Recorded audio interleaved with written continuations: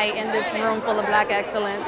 I'm just so honored that I got the opportunity to get to this point in the game, you know? I mean, I think I watched stuff like this on TV, and I've watched so many of these artists and movies and seen their beautiful work, and so to be here tonight and be able to see them in person and tell them thank you, and tell them I appreciate them, to tell them that you're the reason why I felt inspired to keep doing this every day. I mean, that's the gift that keeps on giving.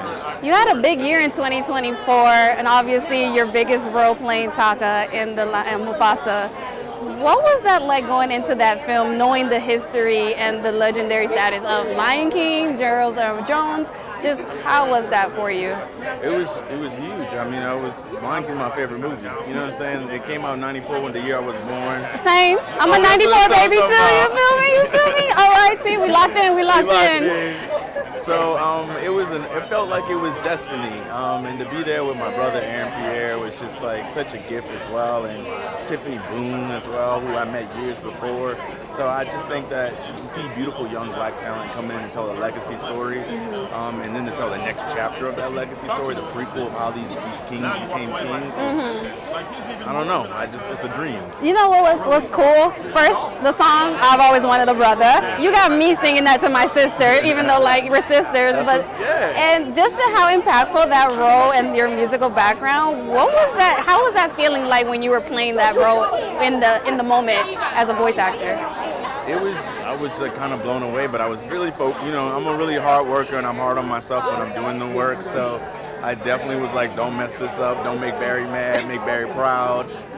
But I definitely had a good time, and I remember getting the email, and it was like, oh, we have our version of the Hakuna Matata coming in. I think I almost started tearing up, because I was like, I couldn't believe that I was getting able to sing that song with Lin-Manuel Miranda. So it was epic, you know. Also, I want to know, what did you feel like last year was the biggest moment through your journey that you've been on, and so many other roles you've had in the past?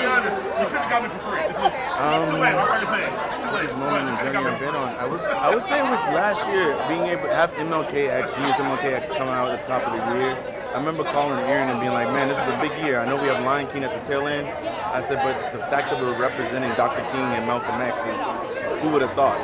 We turned 30 last year. I mean, we turned 30. Yeah, you know what I'm I know. We the real new adults for real. For real, and to embrace that and to step into our excellence and our power and our strength as adults, as Black adults, and the responsibility and holding ourselves accountable for that grace and that time we've gotten to grow into this is such a huge moment. So yeah, that was the moment. It was accepting it. Speaking of being 30, being in this chapter, I feel like we're being shown new faces of actors. You know, now the older ones are in their own world, but now you and Aaron and others are just becoming the new face of Black actors. What does that mean now, having that responsibility to display those stories on screen?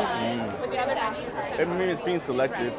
You know, I think sometimes it's easy to get caught up in the race and thinking you have to stay in the limelight, thinking you need to stay working all the time. But sometimes it's being selective, because if these younger cats are looking up to us and telling us, you know, I see sometimes in the comments, you know, you're an actor that I aspire to have the work in the resume, like, well, then that means there's a responsibility there. I want to choose projects that educate us. I want to choose projects that bring joy, that bring light, that bring resilience, that bring power, that bring uniqueness and individuality to the table. You know, that's why I do stuff like a Chevalier, where I'm playing a French violinist in a funny wig and some like tight pants, you know what I'm saying? But we need to know that we were in France killing Mozart, taking him out, you know what I'm saying? And just reintroducing what it means to continue to grow into our Blackness over the generations. So that's a priority for me, and something that I appreciate when I saw Sidney and Harry Belafonte doing it, you know what I'm saying? When I see Denzel and Don Cheadle and Jeffrey Wright, and you know what I mean, the generation after generation, so yeah. Gotta know, since you a 90s baby like me, what is your top 5 Disney movies? And you can't put Mufasa in there because you played in it. Lion King. Okay. Original. I love Sleeping Beauty for the art. Okay. Finding Nemo. I know that's right. I know that's right. Just keep swimming. Like,